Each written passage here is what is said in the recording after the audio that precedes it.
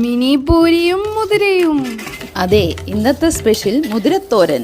വെളുപ്പാങ്കാലത്ത് മുതിരത്തോരൻ ഉണ്ടാക്കുന്ന തിരക്കിലാണ് അശ്വതി. മുതിര ഒരു സൈഡിൽ കുക്കറി വേവിച്ച് വെച്ച ശേഷം തൊട്ടടുത്ത് തന്നെ വെളിച്ചെണ്ണയിൽ കടുവൊക്കെ വറക്കാണ്.